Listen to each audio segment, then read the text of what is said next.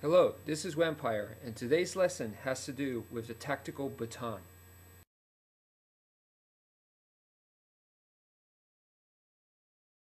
Like with any high-quality martial arts, it all comes down to having good, solid fundamentals.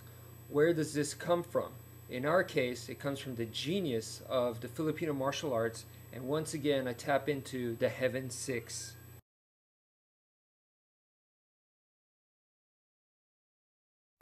Okay, so the first step is you got to get this basic form down. This is the Heaven Six. I've taught this in many videos.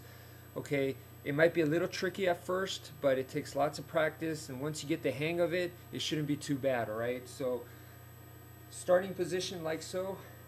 1, 2, 3, 4, 5, and 6.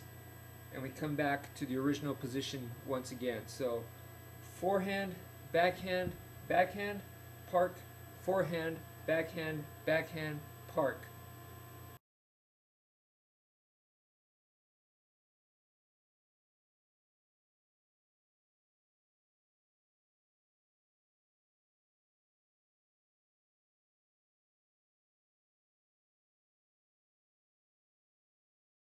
Okay, so with a baton, you're only going to have one, but the movement is going to be the same, okay? The free hand is going to be doing a push, a shove, a palm strike. With the knife, I said go ahead and do a tiger claw, but now with the stick, it's longer range, so that's why it's going to be a push instead. Okay, so this is what it looks like. You're going to strike, push, strike, push, strike, push, strike, push, strike, push. Okay, it's the same movement, but this is the baton in one hand, and this over here is going to be your pushing or shoving hand. What's important about this hand is, of course, you could shove the person back to maintain the distance. You need this distance because now your weapon is a little bit longer than a knife, okay? Or should I say a lot longer, more reach, so you need to keep that distance. So this is what's going to help you maintain that distance. Now, the other way to use it is kind of like a Muay Thai push kick, where you're not really trying to shove them because they might be huge, they might be really heavy, or really forcing into you, and you won't be able to just shove them, especially with one arm. So you're using this to gauge the distance and push yourself off from them to maintain the distance. So it's not necessarily just shoving them, it's also pushing yourself back and keeping this as a measuring tool to keep the right distance.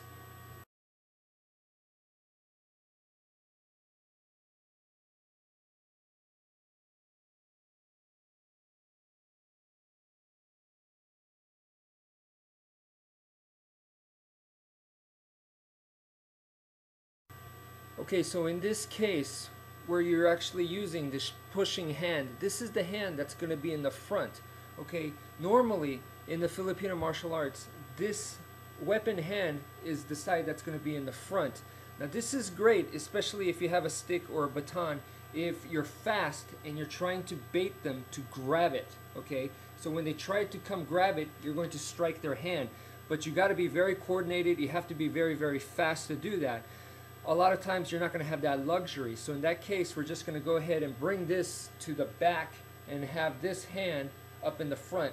Now for tactical situations, this hand is going to be a psychological authority figure. Okay, so with this hand you can command them, you can tell them to stay put, you can tell them to drop their weapon. Okay, so this hand is not just for pushing and pushing yourself away, it also has that dual purpose. Now the other thing is to go ahead and use this hand offensively to grab right into the throat, like so. Okay, so you grab them, you're shoving them, okay? While you're doing that, this stick is going to be wailing onto their knees, okay? You aim for the kneecap. So while you're doing this, go ahead and go wham, wham, wham, right there, right on the kneecap. And then you can switch it up by bringing this, the puño strike, which is the back part of the stick, right into the face, and go back to the knees, okay? If you miss the knees and you hit the thigh, anyone who has done Thai boxing knows that when you get kicked in the leg, it takes the fight out of you.